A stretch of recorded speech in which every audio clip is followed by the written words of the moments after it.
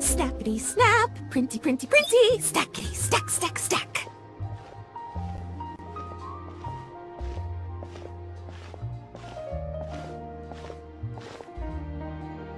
Whoa, those two are kind of big deals. Hey, you two! Can I take your picture? Huh? Does she mean us? Why does she want our picture?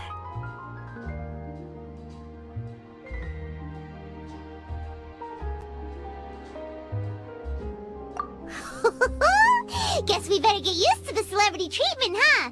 Can't blame the fans for wanting a photo of their heroes. But if this is for anything besides your own personal use, then we're legally allowed to charge you. Wait, what would they call it here? An appearance fee? Photo shoot fee? Absolutely! It's just an honor to be able to photograph the Ace Adventurer duo. How does 1.5 million more sound? Sure, that sounds fine! Hold up, how much did you say again? 1.5 million? Did Paimon hear that right? That's a lot of more for just one photograph. Maybe a little too much. Are we really worth all that?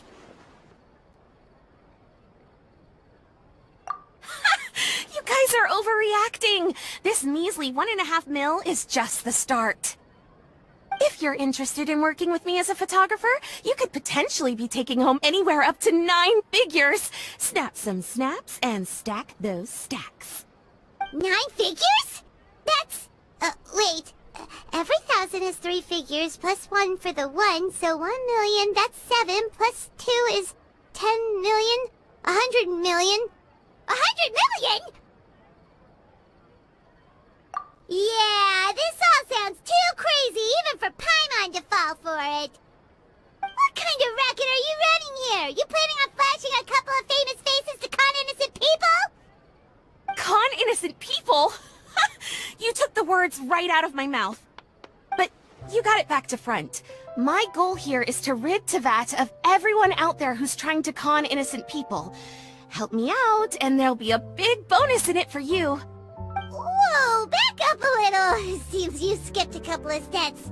How did you get from photography to crime fighting? Well, it all has to do with an important problem in law enforcement that often gets overlooked. Target recognition.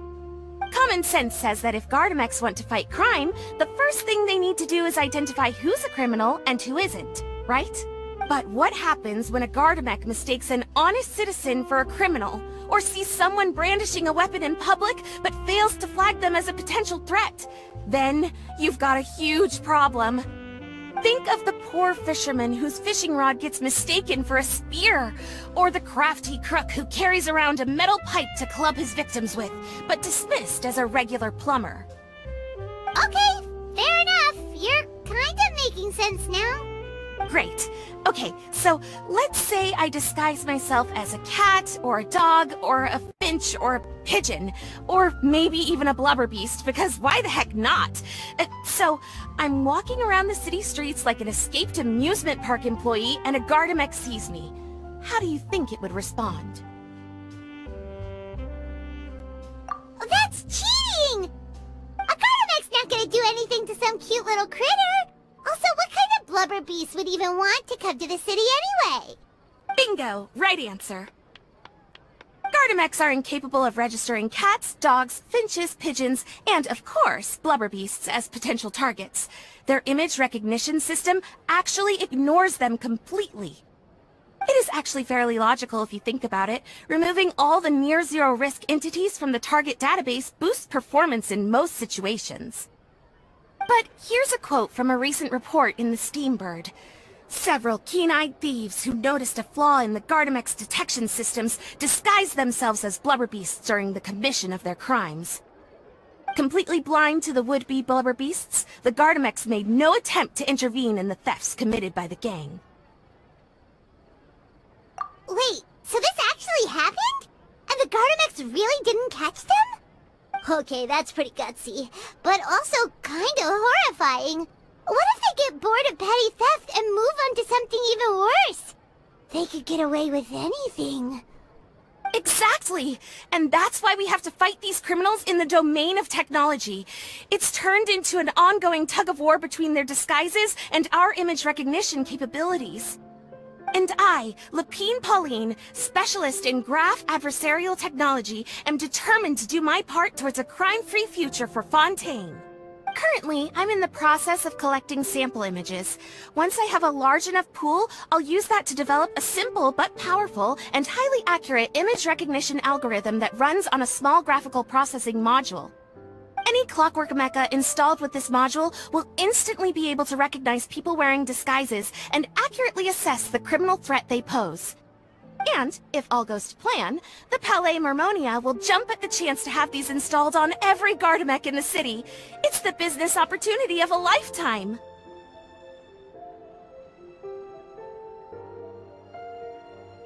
Paimon's getting deja vu. Let me guess, you're a homebody researcher who prefers to stick to the city, limiting your potential sample size. And the reason you want to work with us is because we can go out into the wild and help you get all the other photos you need, right? Wow! Right again! Down to the last detail. It sounds like the Ace Adventurer duo has seen it all before. What do you say? Join my project, become a graph adversarial technology specialist, and together we can expose every costume defender in Fontaine. Crucially, with your help, we can build a solid graph adversarial tech pipeline and take Fontaine's technology and law enforcement capabilities to the next level. Everybody wins! This does sound like it's for a good cause. Forget tomorrow. We can't stand by and do nothing. There are criminals out there giving Blubber Beast a bad name, and that's something Paimon won't stand for! Great! And just like that, welcome to the team. Okay, take this. It's an image recognition sample collector. It contains recording and analysis equipment that I designed myself, and comes complete with a user guide. I've already looked through lots of images from all over to determine the key features of the samples I'd like to collect. All you need to do is work your way through the guide, get the pictures, and bring them back to me. Simple. Let's get this show on the road, everyone. We must win the tug-of-war against evildoers and score some big-ticket orders from the Palais Mermonia.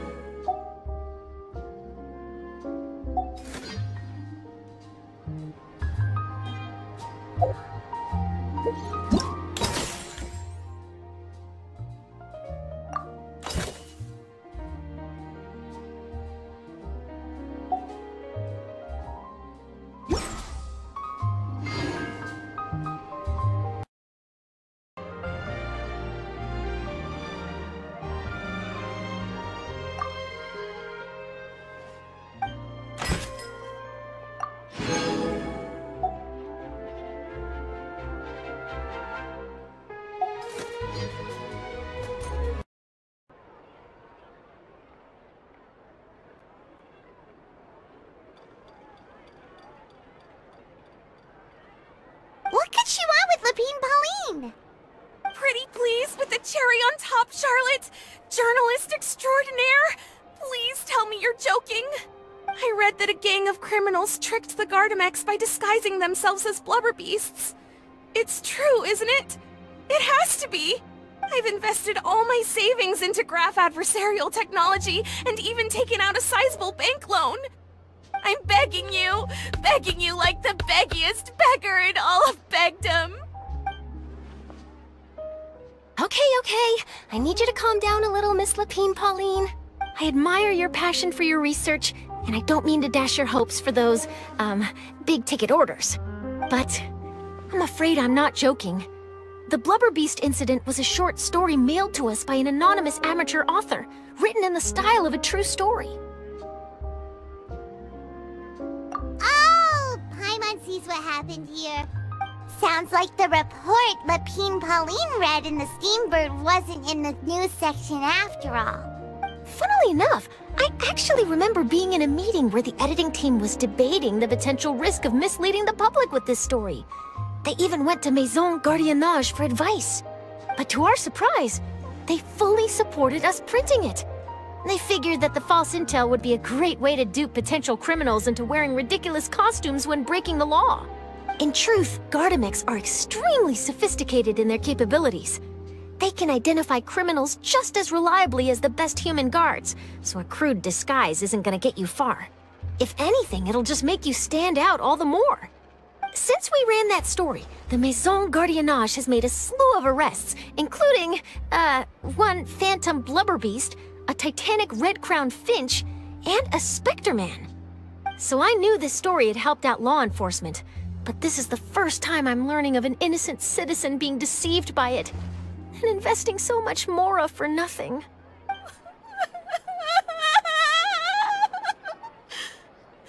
Uh-oh. So Lapine Pauline's whole research project is based on a fictional story? Which means we're not gonna get a big bonus after all. But more importantly, she's gonna lose everything she's invested.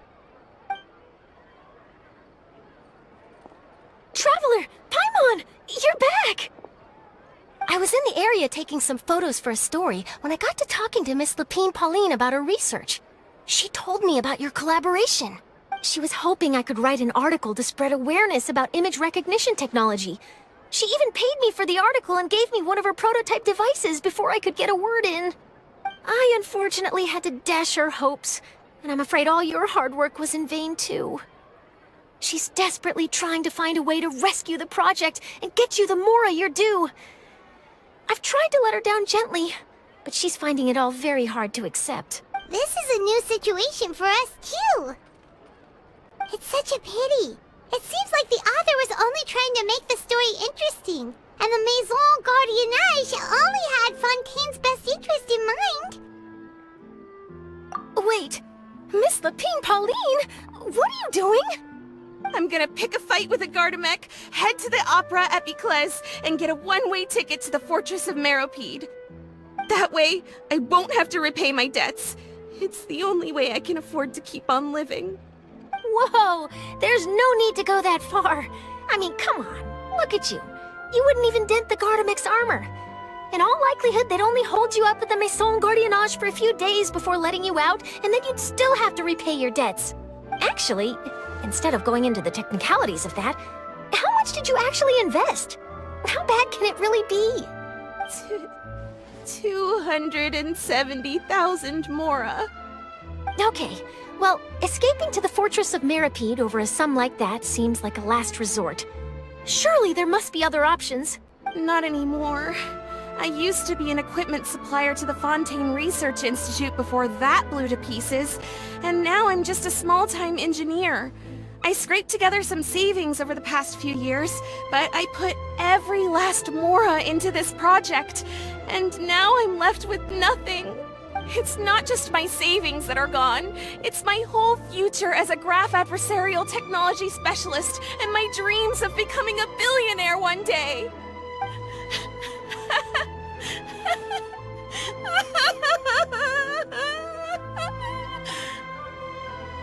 My life is over.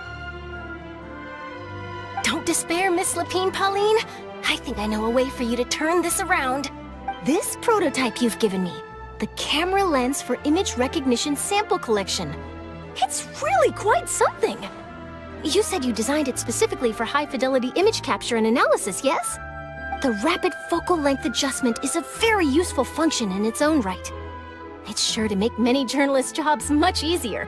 In fact, I'd say it has the potential to revolutionize Fontaine's news media. So your research efforts thus far are by no means in vain. The technology you've developed may have many applications that you've never even considered. Really? Absolutely. I've been working as a journalist for the Steambird for a long time now. No one understands the issues we journalists face on a day-to-day basis better than me. So keep calm, take heart, and start thinking about mass production. In the meantime, I'll show your invention to all my colleagues to drum up interest in your product. I can't believe it! If this is true, then I can look into setting up a whole camera lens development pipeline. My big-ticket orders and billionaire aspirations are still in the cards. Oh, maybe I should consider taking out another loan. That way, I can rapidly improve the lens production process, be the first to market, and prepare to battle for dominance in the camera industry. Come on! Stop daydreaming about your pipelines for a minute. Just take it one step at a time and see how it goes.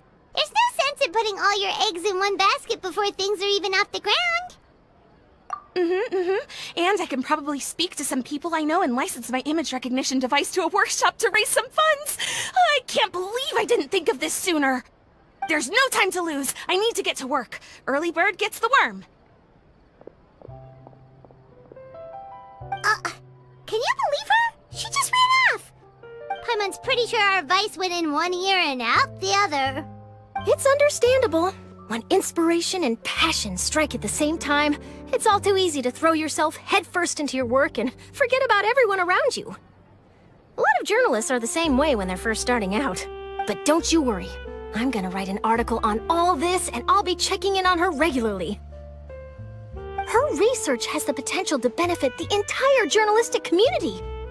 I'll give her plenty of input to stop her from going down any rabbit holes, and make sure mass production of her lens can begin as soon as possible. It's reassuring to know that you'll be looking out for her, Charlotte. Actually, you know what? Why don't you two take this prototype lens? I'm sure you'll have plenty of chances to use it on your travels. It takes the right person to get the most out of a new technology.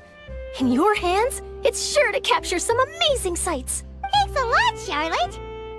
No bonus, no biggie. This makes everything worth it. You're welcome. I got something out of this too. The beginnings of a very interesting news story. The boundaries between real news reports and news-like fiction must not be blurred, even when there's a compelling justification for doing so. Yes, that's how I'll phrase it to the editors when I give them my feedback. Let's hope we don't mislead any more well-meaning citizens in the future.